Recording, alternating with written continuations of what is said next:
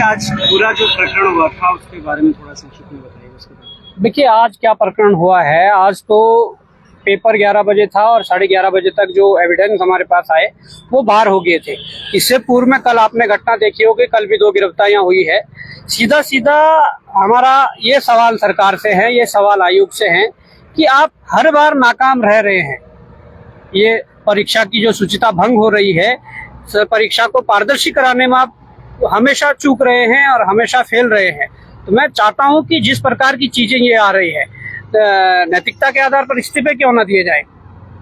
आयोग से लेकर और मुख्यमंत्री आवास तक इस्तीफे होने चाहिए। ये युवाओं के भविष्य के साथ जिस प्रकार का खिलवाड़ किया जा रहा है, जिस प्रकार की चीजें सामने आई है, कल जो गिरफ्तारियां हुई उसमें भी साफ तौर पर रिकॉर्डिंग के आधार पर वो चीजें हुई है, जो रिकॉर्डिंग के आधार पर 15 लाख रुपए की बोली जो लगाई जा रही थी। आज जो गिरफ्तारियां हुई है वो पुख्ता इनपुट जो हमारे पास आए और पेपर सेंटर से जो बाहर पेपर 11:30 बजे आ गया था, और आयोग ने भी अभी उसको स्वीकारा है कि वास्तव में 3 पेज कम से कम जो वो बाहर आए हैं। अब उसमें 3 पेज से पूरा पेपर था, 11:30 बजे ही बाहर आया, पहले से भी कुछ बाहर था, या वो कितने लोगों तक सर्कुलेट हुआ, ये बहुत ही गंभीर विषय है। अब हमारे प्रदेश के युवाओं को जागना पड़ेगा। हम लोगों ने पूर्व में बेरोजगार संघ के अध्यक्ष रहते हुए इसकी लड़ाई लड़ी थी।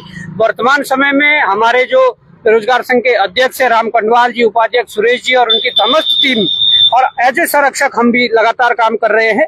ये कोई छोटा मिशन नहीं था। मैं आपको अगर आपके जानकारी के लिए बता दूं, जब इस चीज की भनक लगी कुछ दिन पूर्व की इस प्रकार से चीजें चल रही है, तो उत्तराखंड बेरोजगार संघ की टीम ने हमसे सलाह मशवरा करके एक टीम गठित की और कहीं ना कहीं उसमें लगे थे वो लोग। उत्तराखंड बेरोजगार संघ के जो वर्तमान अध्यक्ष वो 5 दिन तक लक्ष्य में पड़े रहे, रिक्शे वाले के साथ तक सोना पड़ा। तो कहीं ना कहीं मिशन को कामयाब करने के लिए आपके पास सच्ची नीयत होनी चाहिए, दृढ़ संकल्प होना चाहिए, और वो उन युवाओं ने करके दिखाया। उसके बाद इसके अतिरिक्त जो आज के एविडेंस तो हमारे पुख्ता जो जहाँ से हमें इनपुट मिले हैं, हमने वो सारे इनपुट एसओजी हरिद्वार ने हमें पूछताछ के लिए बुलाया, उनको दे दिए हैं। और निश्चित ही मुझे उम्मीद है कि एसओजी हरिद्वार भी तह तक पहुंचेगी और उन आरोपियों को पकड़ेगी। पर अब बात यह है कि पेपर की शुचिता पूरी तरीके से भंग हो चुकी है, पारदर्शिता नहीं रही है। इस पे आयोग को स्टैंड लेना चाहिए। और कल जिस प्रकार का आह्वान उत्तराखंड बेरोजगार संघ ने किया है अपने भविष्य को लेकर, युवाओं के भविष्य को लेकर, उसमें प्रदेश भर के युवा साथी जो देहरादून आ सकते हैं वो देहरादून आए, और जो जहां है, जैसे हल्द्वानी का मैं अभी देख रहा था, बुद्ध पार्क के लिए कॉल किया गया है, वहां पर भूपेंद्र कोरंगा जी द्वारा डाला गया, जो स्वाभिमान मोर्चा के उपाध्यक्ष है। तो हर जगह इस प्रकार के आंदोलन और विरोध होने चाहिए, तब जाके इस सिस्टम को सुधारा जा सकता है। आज एसओजी ने आपको उठा देने के पीछे का कारण, मतलब अचानक ही, जब आप कह रहे हैं कि पिछले 5 दिन से लगातार आप लगे हुए थे और आज पेपर है और आज ही इस चीज का खुलासा होना था। ये तो देखिए, कल जो गिरफ्तारियां हुई उसके पीछे भी कहीं ना कहीं बेरोजगार संघ के ही जो एविडेंस थे, तथ्य थे, उस आधार पर वो गिरफ्तारियां हुई। कल भी पेपर के पहले दिन 20 तारीख को भी मैं उत्तराखंड बेरोजगार संघ के जो अध्यक्ष राम कंडवाल जी, सुरेश उपाध्यक्ष जी और आयोग के अध्यक्ष मारतुलिया जी और एसटीएफ के एसएसपी और एसटीएफ का तमाम स्टाफ, मीटिंग हम एसटीएफ ऑफिस में हमने की थी। उसके बाद उन लोगों को उठवाया, और उठवाने के बाद हमने कड़ी निगरानी इसमें रखनी थी, और कुछ तथ्य हमने या कुछ पॉइंट्स ऐसे बताए थे, कुछ ऐसे नाम भी बताए थे जिन पे निगरानी रखनी थी। हो सकता है एसटीएफ और आयोग ने उन पे निगरानी रखी, क्योंकि हमें मिला था इनपुट की उन पे निगरानी रखी जा रही है और उन तक दूसरे तक भी पहुंचा जा सकता है। पर इसी बीच एक अलग माध्यम से हमारे पास जो इनपुट आए, हमने बताया है एसओजी को कि कहाँ से इनपुट आए और कैसे आए हैं। उस आधार पर एसओजी जांच कर रही है, और निश्चित ही ये उत्तराखंड के युवाओं के भविष्य के साथ खिलवाड़ है। मुझे उम्मीद है कि हमारी उत्तराखंड पुलिस, उनके भी बच्चे हैं, वो भी पेपर देते हैं। वो ऐसा नहीं है कि उनके बच्चे कहीं से ऊपर से अधिकारी बन के आते हैं, कर्मचारी बन के आते हैं। वो अपने बच्चों की भी उनकी लड़ाई है। जितना पारदर्शिता से वो जांच करेंगे, उतनी पारदर्शिता से हम इस उत्तराखंड को बचा पाएंगे, और इस एक चैन को, जो ये चैन एक बहुत लंबी चैन बनी हुई है, इसको तोड़ पाएंगे, जो भ्रष्टाचार के जंजाल में उत्तराखंड के युवाओं के भविष्य को बेच रही है। कुछ लोग कह रहे हैं कि ये सारा प्लान था, कि ऑलरेडी प्लान बन के चल रहा था। ये एक कि भाई हम वीडियो और फोटो के माध्यम से अपने सोशल मीडिया पे अपलोड करेंगे, फिर हम हरिद्वार जाएंगे, फिर वहाँ पे कार्यक्रम होगा, फिर एसओजी आएगी, फिर ऐसे एक प्लान, ताकि बॉबी पवार को फिर से एक मौका मिल जाए अपने आप को चमकाने का। देखो, बॉबी पवार को चमकने की जरूरत नहीं है। बॉबी पवार फील्ड पे रहकर काम करता है, धरातल पर काम करता है। दूसरी बात यह है कि उत्तराखंड के प्रशासन से, उत्तराखंड के सरकार से यहाँ के जो ईमानदार लोग हैं, जो कुछ करना चाहते हैं, उनका विश्वास उठ चुका है। जहां से हमें इनपुट मिले वो पहले थाना जाने चाह रही थी, थाने में जाना चाह रहे थे, तो थाना जाने के बजाय उन्होंने बॉबी पवार को यदि चूज किया कि बॉबी पवार के माध्यम से चीजें हो सकती है, और हुई भी, और सबको पता भी लगा। क्या पता थाने में मामला दब जाता, क्या पता किसी अधिकारी को बताते वो मामला दबा देते, क्या पता वो सारी डील ऐसी हो जाती। पर बॉबी पवार को उन्होंने इसलिए चूज किया कि इस व्यक्ति के पास अगर हम पहुंचाएंगे तथ्यों को, ये इस तथ्यों के आधार पर ये कार्रवाई करने के लिए आगे आएंगे, और हमने किया। दूसरी बात ये जो कह रहे प्लान है, तो मैं तो कहता हूं कि हरिद्वार वाला जो कार्यक्रम हो, तो 1 महीने पहले से हमारा तय है कि 21 सितंबर को हमारा हरिद्वार में कार्यक्रम होगा, 28 सितंबर को हमारा कोटद्वार में कार्यक्रम होगा। ये पहले से तय कार्यक्रम है। ठीक है, अगर हम देहरादून में आज होते तो देहरादून के एसओजी हमें पूछताछ के लिए बुलाती, आज ऋषिकेश में होते ऋषिकेश की एसओजी बुलाती, कहीं कुमाऊं में होते कुमाऊं के एसओजी बुलाती। ठीक है, हम हरिद्वार में थे, हरिद्वार के एसओजी ने बुलाया, उनको हमने इनपुट दिए हैं, उनको तथ्य बताए हैं, उस आधार पर वो निष्पक्ष कार्रवाई अगर करेंगे, निश्चित ही एक बहुत बड़े सरगना तक पहुंचा जा सकता है, बहुत बड़े धांधली करने वाले लोगों तक पहुंचा जा सकता है, जिससे कि उनके इस पूरे उसको तोड़ा जा सके। बिल्कुल, बहुत धन्यवाद। सर, मैं आपके पास आऊंगा, इसलिए आ रहा हूं आपके पास कि उपाध्यक्ष होने से पहले आप एक पत्रकार थे, और आपने इससे पहले भी पेपर लीक की कहानी हमने देखी थी, जब परेड ग्राउंड में लाखों की तादाद में बच्चे आए थे। एक और बार मैं वही देख रहा हूँ, ये वही पेपर है, वीडियो का वही यूके का पेपर, पटवारी का पेपर, इन तमाम में क्या हो रहा है देखिएगा, समझिएगा। जो पहले अभी आपने लास्ट प्रश्न पूछा था, ये मुझे थोड़ा खटका।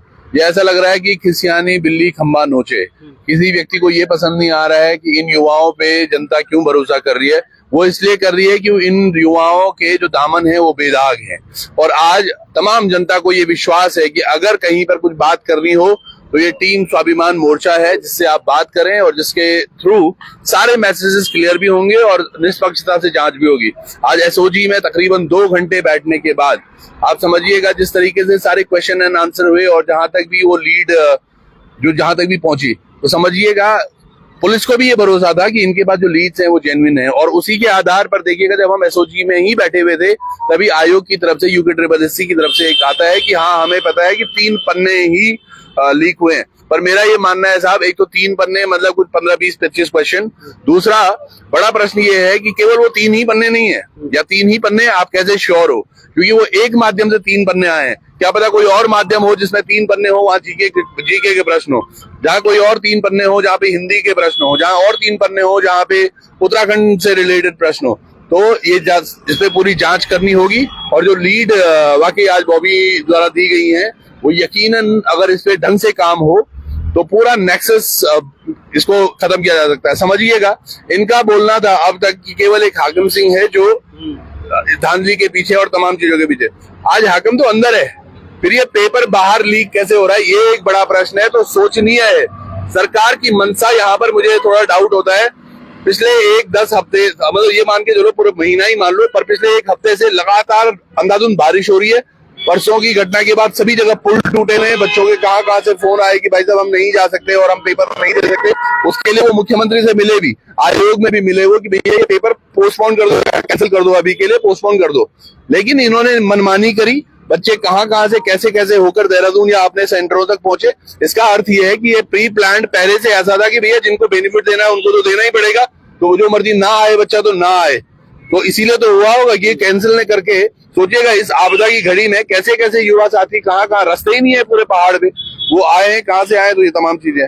तो अब जो है वो समक्ष है हमारे, और मुझे लगता है इस लीड पर अगर पुलिस अच्छे से काम करे, STF इस पे काम करेगी, और जहां तक हमें लग रहा है आज काफी इनपुट्स मिले हैं इसमें, तो शायद विद इन अ वीक की अच्छा कुछ इसमें निष्कर्ष निकाल दें। अगला स्टेप क्या होने वाला है? अगला स्टेप कुछ नहीं है। मैं बहुत धन्यवाद देता हूँ। देखो, एक अग्नि, एक चिंगारी बॉबी पवार और उनकी टीम ने उत्तराखंड स्वाभिमान मोर्चा से पहले बेरोजगार संघ को लेकर चली थी, और आज वो जिम्मेदारी, मैं फिर बोलूंगा, मजबूत कंधे, जैसे बॉबी ने बताया कि 5 दिन राम कंडवाल जो अभी अध्यक्ष हैं वो लगातार लक्सर के क्षेत्र में रहे और उन तमाम युवाओं पर नजर रख रहे थे वो जहां से गड़बड़ी हो सकती थी।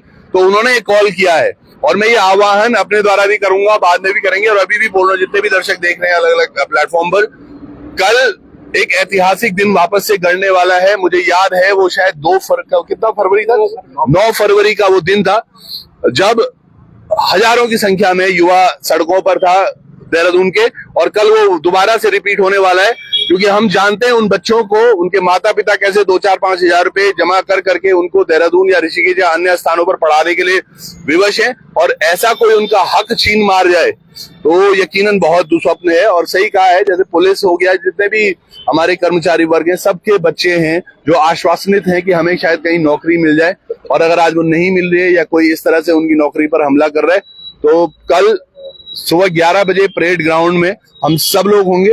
ये कल का एक बड़ा स्टेप है, और हम प्रश्न पूछेंगे। जैसे इन्होंने कहा है इस्तीफा यकीनन होना चाहिए मुख्यमंत्री धामी का, क्यों ना हो इस्तीफा, कब तक खेलते रहोगे आम जनता की, आप समझिएगा। आज आम जनता त्राहिमाम कर रही है, तमाम चीजें हो रही है, तुम झूठ पे झूठ बेचे जा रहे हो, परोसे जा रहे हो, वो अब और जनता नहीं सहेगी। यूके ट्रिपल के जो अध्यक्ष और वो तमाम वो अधिकारी वो क्या कर रहे थे, कौन सी नींद वो सो रहे हैं, ये समझ नहीं आ रहा। तो इन तमाम चीजों को लेकर आज स्वाभिमान मोर्चा एकत्र हुआ है। थोड़ी देर पहले देखिएगा एक ऋषिकेश में भी हमारा कार्यक्रम था। आज वहां पर जहां हमारा कार्यक्रम था, जो पहले से शेड्यूल था 21 दिसंबर का, वहां पर हमने पहले अंकिता भंडारी हो गया, कशिश जो अभी कांड प्रकरण चल रहा है उसमें न्याय नहीं मिला, या फिर किरण नेगी को लेकर, इन तमाम लोगों की बात की। और हमारी जो ऋषिकेश की टीम थी वो अभी यहाँ गंगा त्रिवेणी घाट की तरफ गए, और इन्होंने अंकिता भंडारी के लिए एक बड़ा हुजूम वहां पे भी था जो मसाल लेकर निकला है। तो उत्तराखंड के तमाम जन मुद्दों को लेकर स्वाभिमान मोर्चा बहुत अच्छे से मुखर है। और आज हरिद्वार में तकरीबन 500 से 600 लोगों ने उत्तराखंड स्वाभिमान मोर्चा का दामन भी थामा। तो ये एक बड़ा दिन जरूर है उस तरीके से जिसमें संगठन देखे, लेकिन हम ये एक बड़ा दिन ऐसे भी मान रहे हैं कि आज वाकई उत्तराखंड को जिस चीज की जरूरत थी, युवाओं को जो रोजगार की जरूरत थी, उसका भांडा फोड़ हुआ है। जो नकल रोधी विरोधी इनके कानून थे, सब धरे के धरे रह गए। जी सर, एक सवाल है, हाकम सिंह जो पकड़ा गया था, छोटा निरंतर हो गया, हकीकत में जो दूसरे तार हाकम सिंह के जुड़े हुए, क्या वो लोग भी गिरफ्त में आएंगे या फिर ये खिलौने की तरह अंदर बाहर चलता रहेगा? मैं आपके प्रश्न से बहुत खुश हुआ हूँ दादा, जो आपने बोला है, वाकई इसको पकड़ा जाना चाहिए था, और ऐसे तमाम नेक्सस को पकड़ा जाना चाहिए। आज मांग है, डिमांड है, समाज में जो हो रहे कुकृत्य हैं, चाहे वो पेपर लीक को मामले को लेकर हो, आप लोग मतलब यानी कि इसमें कहीं ना कहीं कमी हो रही है जांच की, और जांच अगर निष्पक्षता से और बढ़िया तरीके से हो तो ये जांच जरूर ही चरम पर पहुंचेगी, और उन तमाम लोगों की गिरफ्तारियां होनी सुनिश्चित होनी चाहिए इसमें। कल जो देहरादून में आप लोग एक मिसाल खड़ी करने वाले हैं, उसके लिए आप जनता को अपनी ओर से क्या संदेश देना चाहेंगे? देखिए, साफ संदेश है। उत्तराखंड बेरोजगार संघ की तरफ से आह्वान हुआ है, और मैं चाहता हूं कि उत्तराखंड बेरोजगार संघ का आह्वान युवाओं तक न रहे। युवाओं के साथ तो छलावा हुआ ही हुआ है, पर वो अभिभावक जिन्होंने अपने बच्चों के भविष्य बनाने में लाखों रुपए खर्च कर दिया है, वो इस बात को समझें कि ये सरकारें लगातार छलावा करके हमारे और आपके बच्चों के भविष्य को बेच रही है, उनके भविष्य के साथ खिलवाड़ कर रही है। ऐसे लोगों को सबक सिखाने की जरूरत है, ऐसे लोगों को उखाड़ फेंकने की जरूरत है। जब तक मैं ये कहना चाहूंगा कि जिस प्रकार से ये चीजें हुई है, ये कोई आम बात नहीं है। हाकम सिंह की गिरफ्तारी हुई, ठीक है, पूर्व में भी गिरफ्तारियां हुई थी। हम लोगों ने जब संघर्ष किया एज ए बेरोजगार संघ के अध्यक्ष के रूप में, लगभग 100 लोगों को जेल भिजवाया, तो उन 100 लोगों में सब लोग बाहर आ गए। ये क्या प्रणाली है? और आज उन्हीं को गिरफ्तार करके फिर आज अलग माध्यम से ये क्या हुआ कि हाकम सिंह को कल अंदर का राज पेपर बाहर आ गया। इसका मतलब कई हाकम और कई हाकिम हैं, उन तक जांच पहुंचनी चाहिए। राजनीतिक रूप से कौन शय दे रहा है, क्या विधायक, क्या मंत्री, क्या मुख्यमंत्री, उन तक जांच होनी चाहिए। पूर्व में ये मामला अदर स्टेट से भी कनेक्ट हुआ था। यूपी से गिरफ्तारियां हुई थी, एमपी से गिरफ्तारियां हुई थी, महाराष्ट्र से गिरफ्तारियां हुई, राजस्थान से गिरफ्तारियां हुई उत्तराखंड के मामले में। तो जब ये अदर स्टेट में मामला जाता है तो सीबीआई को जांच क्यों नहीं सौंपते हैं? मुख्यमंत्री ने खुद कहा था जब ये कैलेंडर समाप्त हो जाएगा सीबीआई जांच करवाएंगे, और मुख्यमंत्री अपनी बातों से पीछे हट रहे हैं। और मैं समझ सकता हूं कि क्यों पीछे हट रहे हैं। जरूरत पड़ी तो समय आने पर वो सारी चीजें होंगी। पर मैं कहना चाहता हूं कि युवाओं के भविष्य को सही सुरक्षित करने के लिए जो लगातार बेरोजगार संघ द्वारा मांगे उठाई जा रही है, परीक्षा में पारदर्शिता की, नंबर सार्वजनिक करने की या रिजल्ट जल्दी जारी करने की, तमाम चीजें इनको मानना पड़ेगा और पारदर्शिता लानी पड़ेगी। आज हम लोगों ने वीडियो चलाई है, आपके द्वारा हमें प्राप्त हुई है। आप ये बताइए, लोग जनता जानना चाहिए आपको आज गिरफ्तार किया गया, पूछताछ के लिए बुलाया गया? देखिए, हमारा हरिद्वार में एक कार्यक्रम था जो लगभग 1 महीने पूर्व से तय था। उसके बाद हम कार्यक्रम में गए और जब हम हरिद्वार पहुंचे तो हमारे पास जो इनपुट आए हमने उसको सोशल मीडिया के माध्यम से साझा किया। तो हरिद्वार एसओजी ने हमें पूछताछ के लिए बुलाया कि ये इनपुट है, कहाँ से आए हैं और कहाँ तक कैसे इसकी जांच हो सकती है। निश्चित ही हमने उनको ये इनपुट दिए और मुझे उम्मीद है कि उत्तराखंड पुलिस अगर ये मानकर जांच करेगी कि उनके बच्चे भी इस मार को झेल रहे हैं, उनके बच्चों का भी भविष्य खराब हो रहा है, तो निश्चित ही ये केवल भव्य कुमार की लड़ाई नहीं है, किसी परिवार की लड़ाई नहीं है, पूरे उत्तराखंड की लड़ाई है, समूचे एक एक परिवार की लड़ाई है, एक एक छात्र, एक एक अभिभावक की लड़ाई है। तो मैं चाहूंगा कि वो पुलिस अधिकारी अपने बच्चों को सामने देखकर इस जांच को पारदर्शिता से करें और तह तक पहुंचे। एक अंतिम सवाल, थलवाल मामले में, केशव थलवाल मामले में आप क्या कहना चाहेंगे? क्योंकि आरोप और प्रत्यारोप तो लगते रहते हैं। अभी आप देख रहे हैं कि जब एक केशव थलवाल का मामला उठता है तो कई लोग अपने अपने प्रतिक्रिया दे रहे हैं कि हमारे साथ भी ऐसा ही हुआ। देखिए, गंभीर मामला है, उसमें कहीं ना कहीं बहुत निष्पक्ष जांच होनी चाहिए। ऐसा नहीं है कि पुलिस अगर अपने स्टाफ के बचाव के चक्कर में इस प्रकार की जांच करे, लीपापोती नहीं होनी चाहिए। इसमें बिल्कुल भी तो कोई कोताही नहीं बरतनी चाहिए। निश्चित तौर पर अगर केशव थलवाल के साथ अगर बुरा हुआ है, इसके बाद जो 2-3 लोग और आए हैं, निश्चित ही उन सबको भी जांच के दायरे में लेकर उन सबकी जांच होनी चाहिए। उसके बाद अगर वास्तव में इस प्रकार की चीजें जो बताई जा रही है हुई है तो नौकरी से भी सस्पेंड होना चाहिए और उसके बाद जेल की सलाखों के पीछे ऐसे लोगों को केशव थलवाल पे एक आरोप लग रहा है कि केशव थलवाल जो सोशल मीडिया में व्यूज पाने के लिए, हाईलाइट होने के लिए बहुत पहले से ये तरह तरह की वीडियो डालता रहता था। कुछ आरोप केशव थलवाल पे भी इस तरह के लग रहे हैं। देखिए, मैं तभी कह रहा हूँ ये जांच का मामला है और मुझे लगता है कि जांच के बाद दूध का दूध और पानी का पानी होना है और निश्चित ही अगर गलत हुआ होगा तो इंसाफ मिलना चाहिए और अगर गलत हुआ होगा इंसाफ के लिए हम भी खड़े हैं, है ना। सोशल मीडिया के प्लेटफॉर्म में भी यही अधिकतर चल रहा है। जो धर्मेंद्र रौतेला जो वहाँ के प्रधान इंचार्ज थे, उन पे आरोप लगाया था कि धर्मेंद्र रौतेला को धूप चढ़ाया या पेशाब पिलाया। ये कहाँ तक आप मानते हैं? ये आरोप कहाँ तक मानते हैं? देखिए, अमानवीय व्यवहार है। अगर इस प्रकार की चीजें हुई है तो ये बहुत ही मतलब ये सहन योग्य नहीं है, क्षमा करने योग्य नहीं है। जांच का विषय है, अगर हुई है तो निश्चित तौर पर सजा मिलनी चाहिए। अगर जांच में अगर जो निराधार पाया जाता है तो केशव थलवाल पे कार्रवाई होनी चाहिए। देखिए, अगर गुमराह कर रहे होंगे या जिस प्रकार की चीजें पूर्व में भी कई सोशल मीडिया इन्फ्लुएंसर जो हैं उनके द्वारा भी किया गया और अगर वो निराधार पाए जाते हैं बाद में तो निश्चित तौर पर जो गलत करेगा उसको भुगतना पड़ेगा। जी, आप अपनी ओर से युवाओं को क्या संदेश देना चाहेंगे?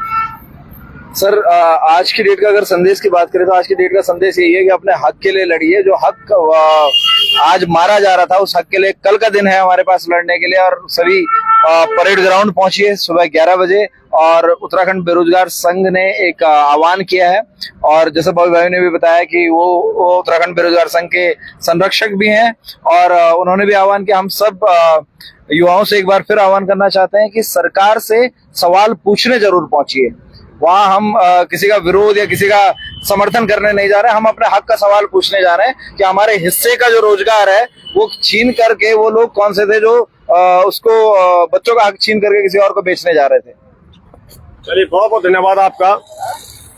तो आज जो भी प्रकरण हुआ था उस विषय पर हमने बॉबी पवार और त्रिभुवन चौहान दोनों से बात करी, मगर कल का जो दिन होने वाला है वो शायद वही 9 फरवरी का दिन होने वाला है जब सभी लोग परेड ग्राउंड में। साथियों, आपने सुना स्वाभिमान मोर्चा के अध्यक्ष बॉबी पवार जी को, त्रिभुवन चौहान जी को और हमारे और एक फौजी भाई हमारे साथ में हो रहे हैं। भाई साहब, आप लोगों ने पहले देश के लिए सेवा दी और अभी आप सड़कों पर हैं। जी, मैं आपको बताना चाहता हूँ कि ये दुर्भाग्य है हमारे उत्तराखंड का कि यहाँ हम लोगों ने जो है हर घर से हमारा भूतपूर्व सैनिक है, हर घर से वीर सैनिक हमारे यहाँ पे है, लेकिन आज हमें जब रिटायर होके हम वास्तविक देखते हैं धरातल में तो किस प्रकार से हमारे युवाओं के साथ जो अन्याय हो रहा है वो कहीं ना कहीं हमारे दिल को छलनी करता है।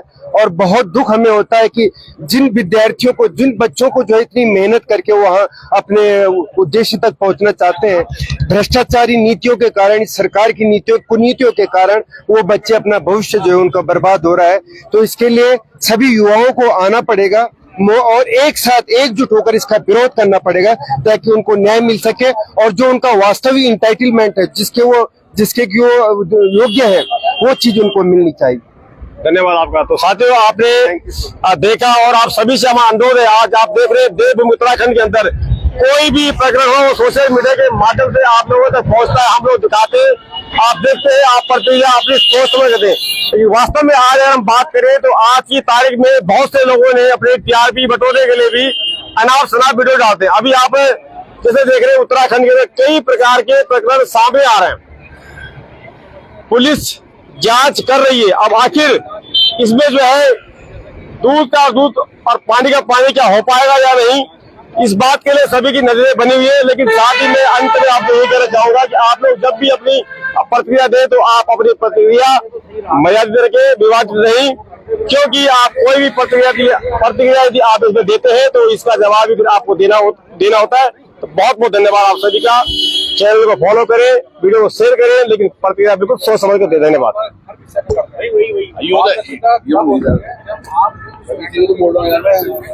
और ये बहुत अच्छे व्यक्ति हैं, समझिएगा। मैं देख रहा था इनको, ये दहाड़े मार मार के एक दिन रो रहे थे कि सामने वालों ने कुछ पत्र लिखा है, लेकिन इन्होंने इंसानियत भी इनके अंदर है, तो आप इनको सपोर्ट करते रहें, है ना। बहुत प्रेमी व्यक्ति हैं और हमेशा गढ़वाल के बारे में या उत्तराखंड के बारे में बहुत अच्छा सोचते हैं। बहुत बहुत अच्छा काम। तो आपको शुभकामनाएं कि एक पत्रकार भाई हमारा जो है कुछ नया करने जा रहे हैं।